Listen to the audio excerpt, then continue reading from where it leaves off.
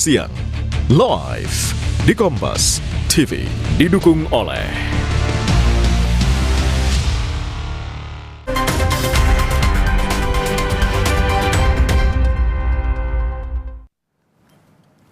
Anda kembali di Breaking News Kompas TV, saudara, dan kita juga masih menyaksikan bersama-sama bagaimana hari ini hajatan dari Tentara Nasional Indonesia di Batu Jajar, Bandung, Jawa Barat.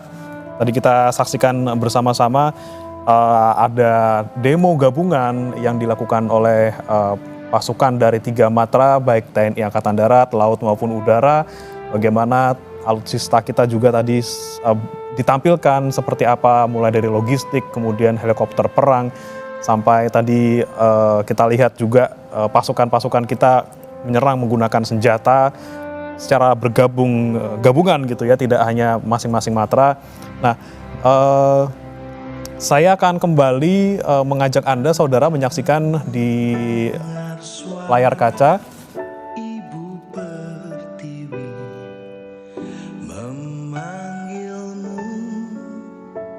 kita mengenang bersama-sama kemudian prajurit-prajurit TNI kita yang kemudian memiliki jasa yang luar biasa untuk negara kita. Ini menunjukkan tidak hanya bagaimana kita melihat ke depan, saudara, tapi bagaimana kita juga melihat ke belakang, melihat bagaimana perjuangan prajurit-prajurit kita di masa lampau, bagaimana kemudian jasanya, perjuangannya, tentunya menjadi cerminan bagi diri kita untuk bisa melihat kembali ke depan. Dan saudara masih bergabung bersama kami juga di studio, Marsma Purnawirawan Agung Sasongko Jati, Kadispen AU 2023, kemudian juga Mas Julius Suman, jurnalis Kompas TV. Kita tadi sempat terjeda break sejenak terkait dengan bagaimana industri pertahanan gitu ya, terutama mungkin di Indonesia. Saya mau ke Mas Julius. Mas Julius, kalau Anda melihat ekosistem di Indonesia, industri pertahanan kita, jika dibandingkan luar negeri seperti apa sih, Mas Julius? Sebetulnya sudah di dalam negeri sudah terbilang cukup maju ya. Ada beberapa produsen lokal yang sudah bisa membuat rantis, membuat bahkan HUD display F-16 tuh ada juga swasta tuh yang bikin di sini. Nah, tapi kalau dibandingkan dengan di Eropa misalnya, memang jauh jadinya. Karena mereka membuat ekosistem industri pertahanan itu sistematis. Sistematis maksudnya begini, mereka antisipasi supaya kalau terjadi konflik, kalau satu sistem senjata dibangun di satu tempat saja tentu akan bahaya gitu ya. Kalau itu diserang ya tidak bisa bikin lagi, sementara perang berlanjut gitu, nggak bisa.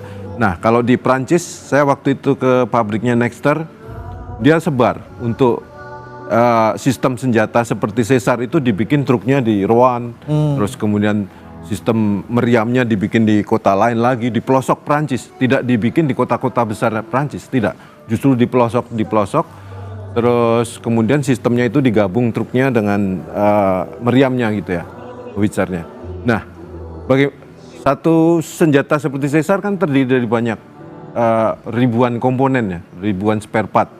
Nah, itu tidak dibikin oleh pabrikan Nexter sendiri, tapi itu melibatkan rantai pasok sedemikian rupa dengan perusahaan-perusahaan Prancis sendiri, di perusahaan-perusahaan yang ada di Prancis maupun yang di Eropa.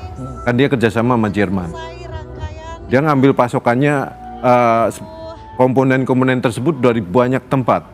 Nah, suppliernya banyak, sebagian di antaranya adalah UMKM.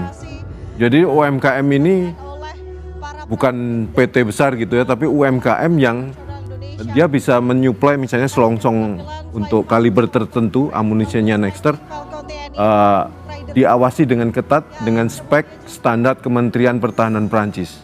Oke. Jadi itu juga bidding terbuka gitu ya, walaupun ini sektor pertahanan tapi aksesnya bisa diakses oleh UMKM Prancis, tapi tentu dengan ketentuan kerahasiaan tertentu ya, nggak sembarangan juga bisa.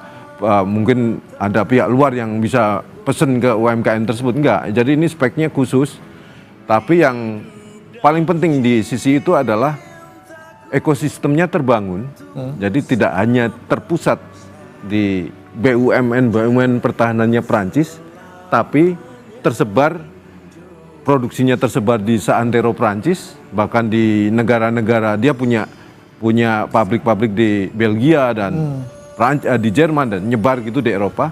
Terus kemudian suppliernya, bagian dari rantai pasok itu melibatkan banyak UMKM. Dan yang menarik, saya di satu tempat di sentra produksinya Nexter itu, satu kota itu melibatkan ini Pak, penduduk lokal Pak. Jadi karyawannya penduduk lokal. Tapi nuansanya seperti sebuah kompleks industri dan militer gitu gabungan. Jadi nggak semua orang juga bisa masuk kalau sudah masuk pabriknya. Tapi pekerjanya adalah sebagian warga setempat. Jadi nanti dia ya kotanya kayak kota biasa aja. Tapi diam-diam mereka bikin. Betul.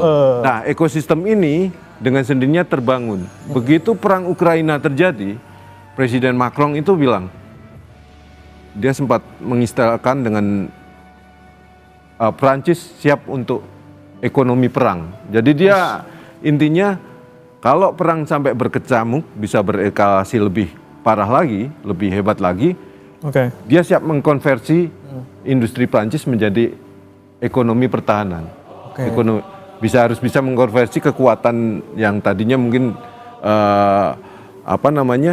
yang skalanya bisa diperbesar untuk mengakomodasi kebutuhan perang, atau bahkan kalau kita niru Jepang sama Korsel, itu produsen Mitsubishi dan sebagainya itu dia bisa memproduksi kapal laut, kapal tempur kan, kayak Mitsubishi kan, bikin apa itu ke LHD-nya Jepang. Ini yang menarik ya, ekonomi pertahanan di mana kita di satu sisi mengembangkan ekonomi, masyarakat terlibat, masyarakat mendapatkan hasil. Dan harus bisa dikonversi ya industrinya ya. Kalau terjadi perang, ini pengalaman Perang Dunia Kedua, Amerika Serikat, Jepang, Korea Selatan, itu bisa mengkonversi industri, katakanlah sipilnya, bisa menjadi konversi industri militer ketika dibutuhkan dengan cepat.